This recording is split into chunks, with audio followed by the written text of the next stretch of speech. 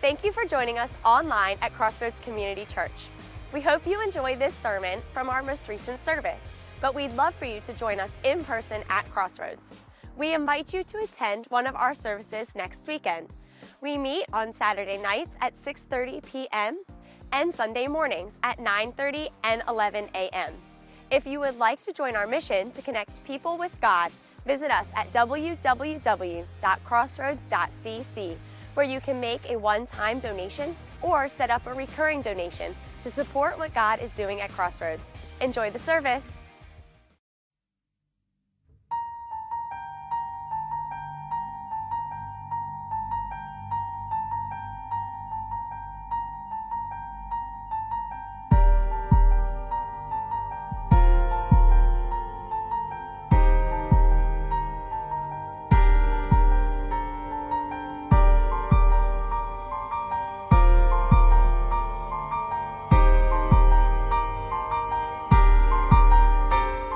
It's going to be a great year for us this coming year in 2016.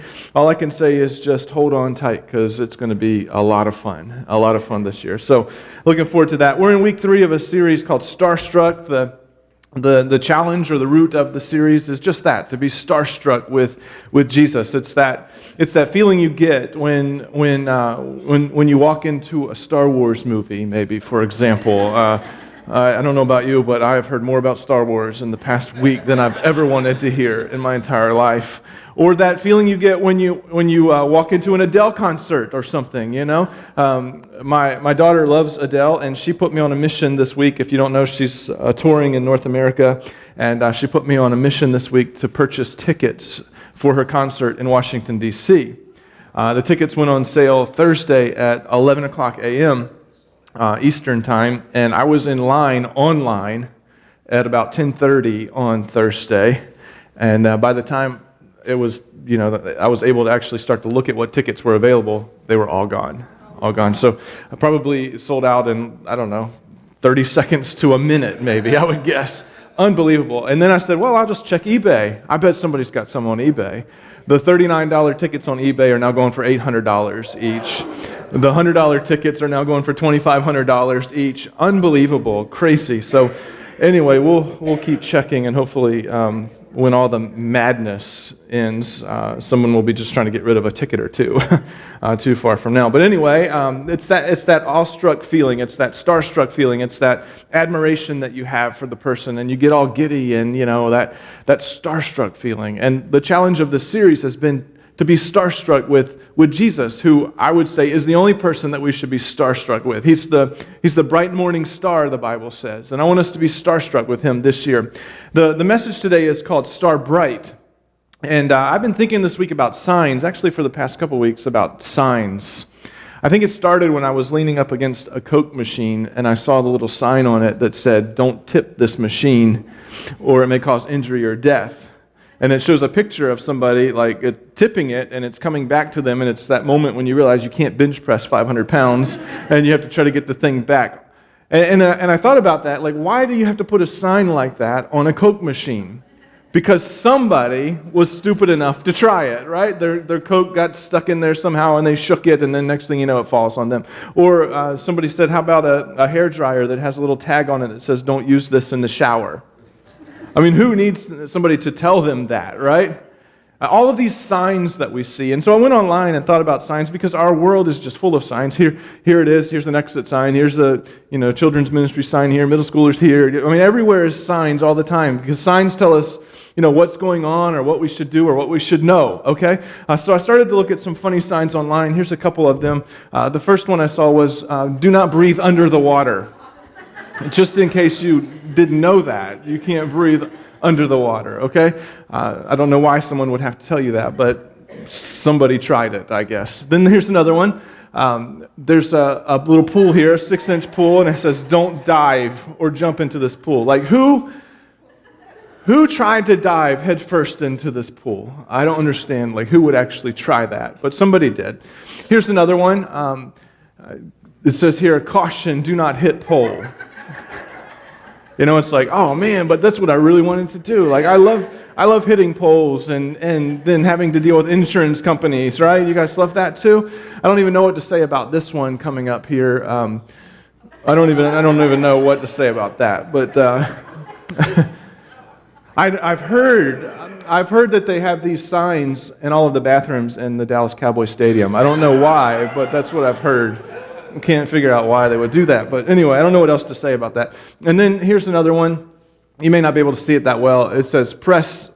There's an arrow pointing up for up, and press with an arrow pointing down for down. As if, it's like, oh, that's what it means. You push up if you want to go up, and you push down if you want to go down. Oh, now it makes complete sense. Thanks for telling me that. Thanks for putting that sign here for me. And here's the last one. In case you were wondering, here's how you check a baby's diapers.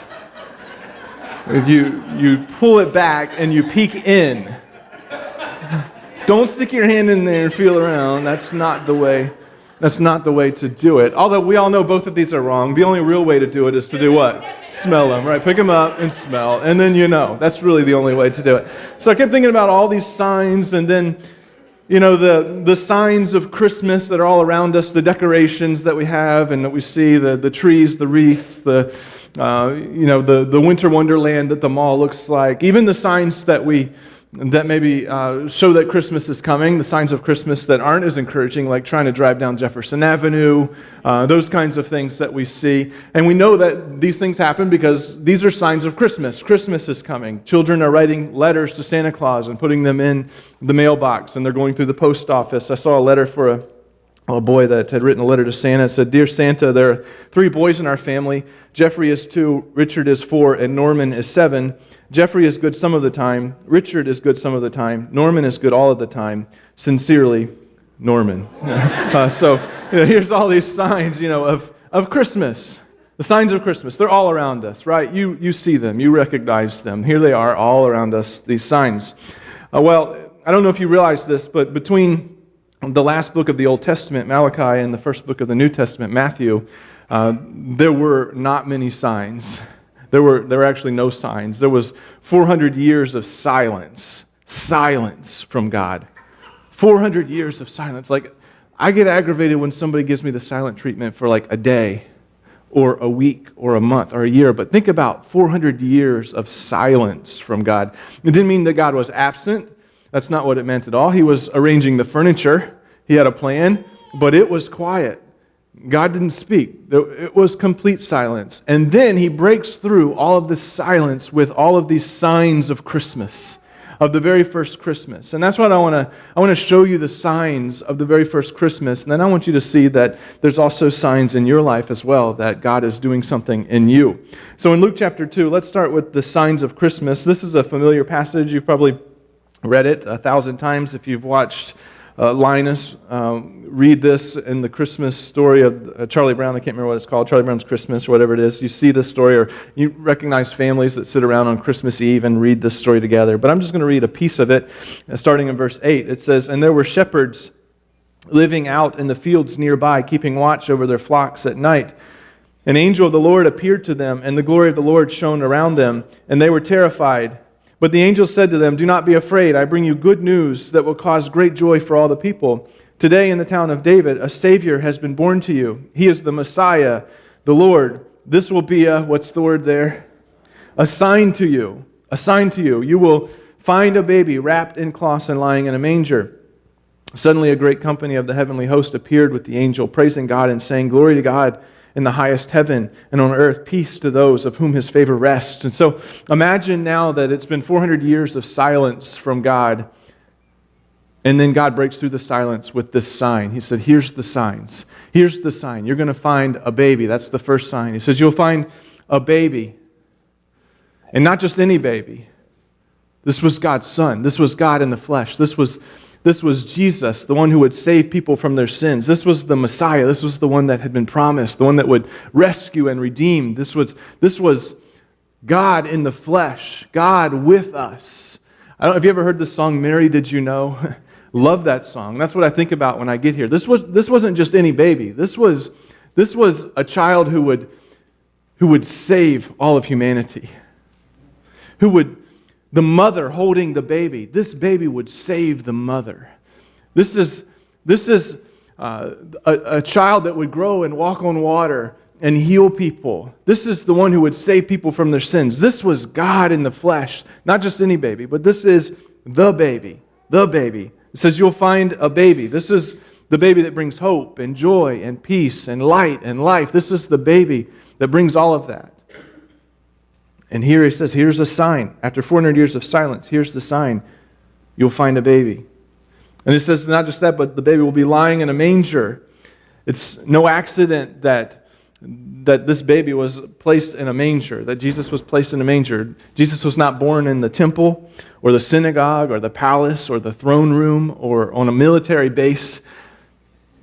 He was born in a stable and placed in a manger, a feeding trough for animals. This is important for you to recognize. This is a sign because it shows us the humility, the lowliness, the great depths that Jesus was willing to go for us, that he would choose smelly shepherds to announce the news to, that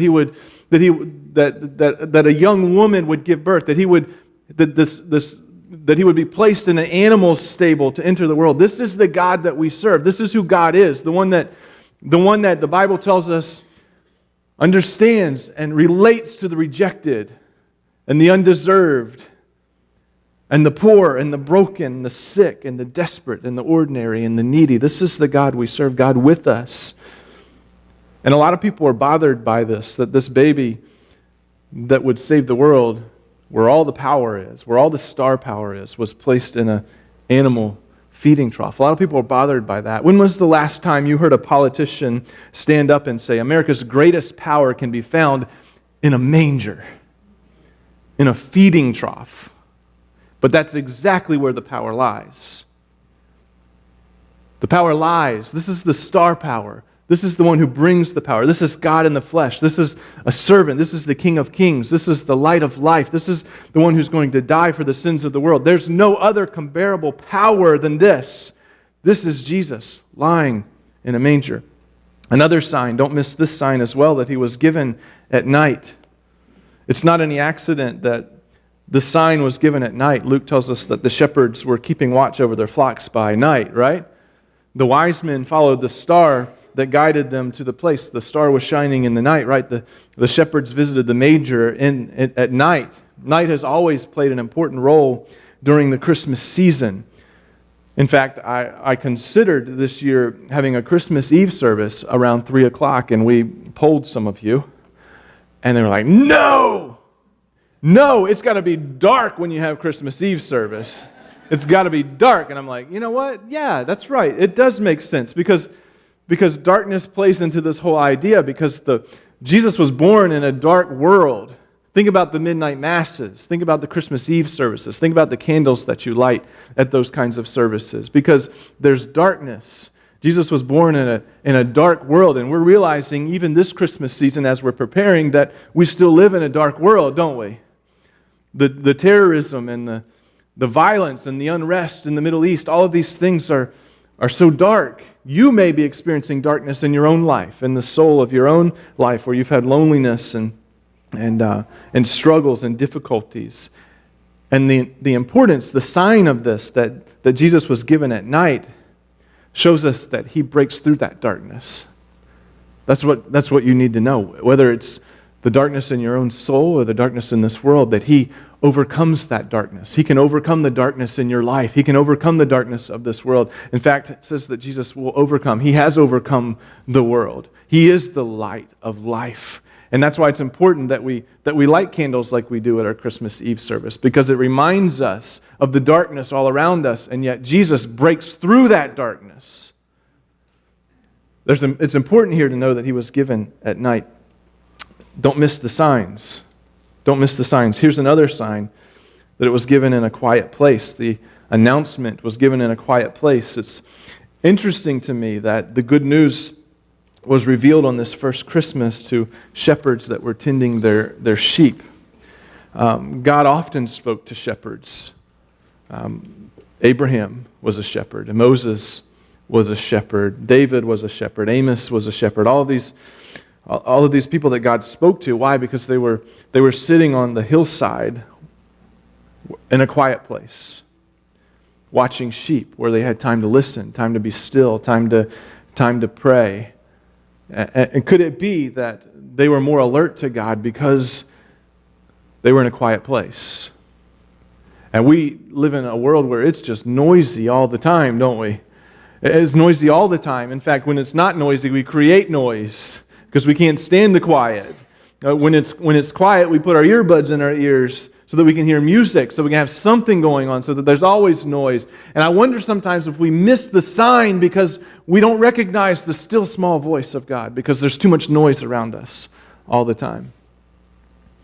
Notice here that the sign was given in a quiet place. Maybe we've missed some signs because we haven't gotten to the quiet place at times.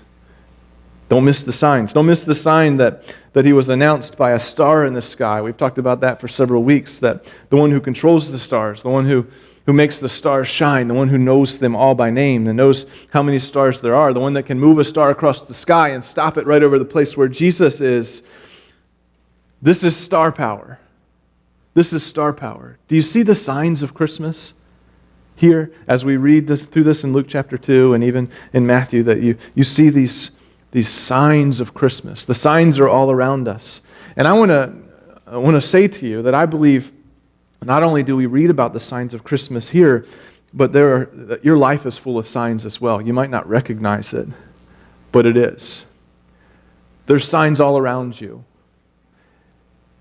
And I want you to see them. I want you to know them.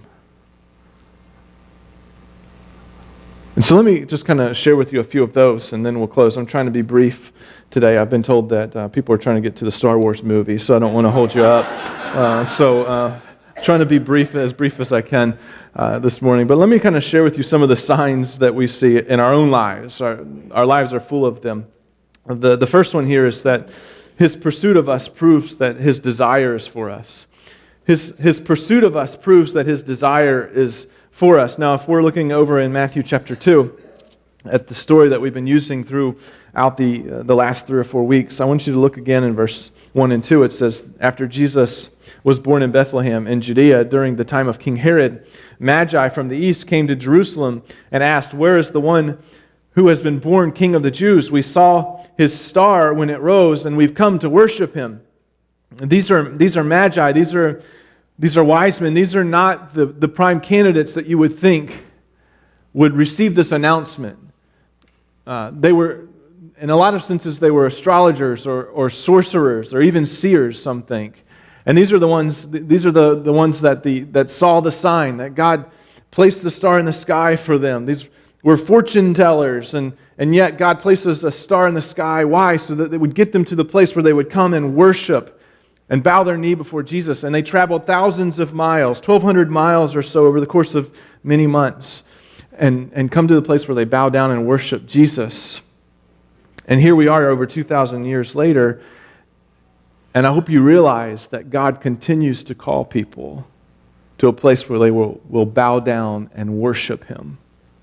And He'll do whatever He needs to do to make that happen. Isn't it crazy that He would use something as unusual as a star to speak to the men there that day, those wise men, those astrologers? He used a star to get them to a place where they would actually come and then be introduced to Jesus and see Jesus and then bow down and worship this Jesus. And you can probably think back over the course of this past year. Don't miss the signs, okay? You may think that they were just random things that happened in your life. Don't miss the signs of things that have been going on around you, where God is taking things and He's arranged furniture and He's done all kinds of signs in your life to get you to the place where you'll come and worship and bow down to Him. You think that they're just done by coincidence or at random. Oh, no. They're not. Don't miss the signs going on all around you. In fact, I would say of every single person in this room that God is pursuing you. God is pursuing you. And we're all on a search for Him. In fact, all of us want our life to, we want in our life to experience security. Would you agree? We want We want to know that we're safe, that we're taken care of, that we're protected. All of us want that sense of security. All of us want a sense of fulfillment, to know that our deepest thirsts of our soul are being met. Would you agree with that as well? We all are searching for those things. All of us are searching for a sense of significance, that we know that who we are and what we're doing, that it actually matters. And we've searched, and we've searched, and we've searched, and the signs around us are that we've searched for these things, and yet they haven't fulfilled us. Why? Because these things are not what we're really looking for. They're not the answer for what we're looking for. We've searched for money, and we thought money would bring us fulfillment and security and significance, and we realized that it's pretty elusive, isn't it? It doesn't. In fact, some of the richest people I know are some of the saddest people I know, with some of the most difficult family situations that I know. If I stood here today and told you that I could see into your future, and next year at this time, next December, you'll be making $50,000 more a year than you make right now. How many of you would be excited about that? Come on. Yeah, all right. A lot of you would be excited about that. But do you realize that although we may be excited about it, we may think, oh man, if that happens, like all my problems are going to be over. They're all going to be gone. I'll finally have that security and significance and fulfillment that I need. I hope that you know that that's not true. It's not anything that we can take with us. In fact, what happens at the end of our life is that what we've left is divided among our children, and the rest of it's taken to Goodwill. Right? And yet we've searched for that fulfillment and that significance and that security and money, and it's left us empty. Don't miss the sign. Don't miss the sign that Jesus is the only one who brings that security and fulfillment and significance. We've searched in romance, We spend tremendous amounts of time trying to fall in love and stay in love, yeah? And if I fall in love, then I'll finally be happy. I'll finally be happy. And then when we realize we're not happy, then we dump that and we try something else. And we realize that doesn't make us happy either. Because, again, that's not where we're going to find our security and our fulfillment and our significance. We're only going to find that in Jesus Christ. Don't miss the signs around you. Maybe it's disappointments, maybe it's unanswered questions, maybe it's just a growing sense of dissatisfaction, maybe it's fear, whatever it may be. Don't miss the signs that in all of these things, God has placed those desires in you. God's placed those desires in you because He's the only one that satisfies them. And yet we miss the signs all around us. We say, well, I'll try this, and I'll try this, and I'll try this, and I'll try this, and I'll try this. And yet all of those things leave us empty because He's the only one that satisfies. Don't miss the signs going on all around you. Maybe you've had some things happen in your life this year that seem random or have nothing to do with God. I hope you realize that these are signs that God's pursuing your heart, that God's after you. He's after you. Don't miss the signs. Why? Because He wants you to come to a place, and He'll do whatever it takes to get you to the place where you'll come and bow down and worship Him in the same way that the wise men did. He loves you. He pursues you. His desire is for you. Don't miss the signs around you. A second sign is that He offers us something that we can't refuse. Here's a sign that He offers us something that we can't refuse. Verse 10 of Matthew chapter 2 says, when they saw the star, they were overjoyed. I love the word overjoyed. That's like joy to the fourth power, okay? Overjoyed. On coming to the house, they saw the child with His mother Mary, and they bowed down and worshipped Him. Then they opened their treasures and presented Him with gifts of gold and frankincense and myrrh. And having been warned in a dream not to go back to Herod, they returned to their country by another route. They were overjoyed when they met Jesus. Why? Because this was the greatest quest of their life, and they had finally found what they were looking for in Jesus Christ. And so then they begin to open up their treasures and give all of their treasures to Him. He was the security that they've been looking for. He was the love that they've been looking for. He was the significance that they've been looking for. He was the purpose that they had been looking for. All of that. They found Him. They found Him, and there He was. This is good news. Hope you know that. This is good news. In Luke chapter 2, it says, "But the angel said to them, 'Do not be afraid,'" as if this happens all the time, right? Don't be afraid. "I bring you good news." Good news is where we get the word gospel from.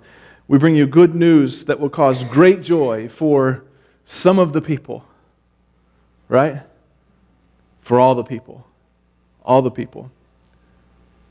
The rejected, the outcast, the behaved, the not so behaved, for all people. And this is good news. And if there's any part of this story that's not good news to you, it's probably because somebody distorted the good news.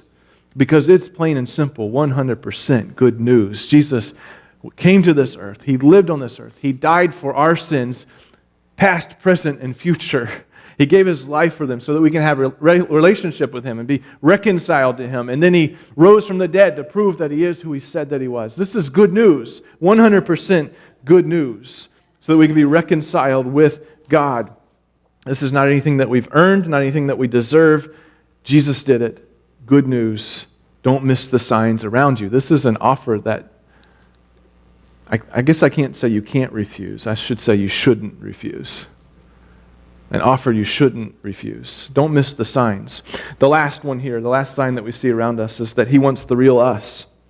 He wants the real us. When they arrive here and this quest is over, they find Jesus. They open their treasures and they give their treasures of gold and frankincense and myrrh. And I just got thinking this week about that and like, what could I give Jesus? Wouldn't it be cool if we had the opportunity, just like the wise men, to actually put our hands on Jesus and to touch Him as a child and to offer Him some type of gift? And like, what would you take Him? What would you bring Him? Like, maybe some diapers maybe, or maybe like a New York Yankees onesie. That would be appropriate. We all know that's His favorite team anyway. So, what would you take the child, Jesus? What would you take Him? And then I got thinking about like now, what can you give Him that He doesn't already have? We could give Him $1,000, right? We give Him some gold. Well, that's just pavement in heaven. You say, I'll give Him my time. Well, He's above time, He's the one who counts our days. He's the one that knows how many days we'll live on this earth. He's above time. What can we give Him? What can we give Him that He didn't first give to us? There's only one answer to that. It's our sin. Our sin. What do you mean, Pastor? Merry Christmas, Jesus. Here's my jacked up, sin-filled life. And you know what? He'll take it. He's got weird tastes. I can't. He'll take it. He wants it, and He'll take it. And when you get to that place where you say, "Here I am in all my non-glory, Jesus, here I am. I'm yours, and I give myself to you, my sin to you." He says, "Thank you for the gift, and I'll give you something in exchange. Here's my grace and my forgiveness and my love." That's what He wants. He wants the real us. He doesn't want our performance. He sees right through it. He doesn't want our promises. He knows that we're going to break them. The only thing He wants is the real you. That's it. No more pretending, no more fake stuff, no more putting on a show. Here I am in all my non-glory. And He says, I'll take it. And that's what Christmas is about. That's what it's about. As the worship team comes, I want to remind us, don't miss the signs of Christmas that are around us. Don't miss them. After 400 years of silence from God, they say, here's the signs. You'll find a baby lying in a manger. You'll see this child will be given at night. The announcement was in a quiet place. The star announced in the sky that Jesus was born. Do you see the signs? Do Do you recognize the signs around you this Christmas, that God's pursuing you, that His desire is for you, that He loves you, that He wants you, that He wants the real you, that He's arranging the things in your life, that the things that you thought were random, they weren't random. He's after you, and He'll do whatever it takes to get you to the place where you'll bow down and worship Him in the same way that the wise men did. Don't miss it. Don't miss it. Don't miss the signs. And how will you respond to the signs? Will you bow your knee and worship Him and lay your treasures out before Him? Will you give Him the real you this Christmas? I often think about those 400 years of silence. Can you even imagine? 400 years of silence. And I think about those 400 years and just the anticipation. It's like, we're waiting for the Messiah. We're waiting for Emmanuel. We're waiting for this one that's going to come and rescue and redeem. We're waiting. And this cry of their heart that was saying, oh, come, Emmanuel. Oh, come, Emmanuel.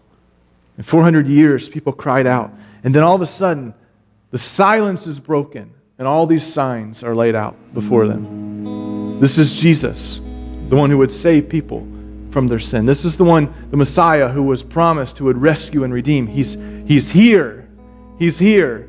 Don't miss the signs. Oh, come, Emmanuel. That anticipation of waiting.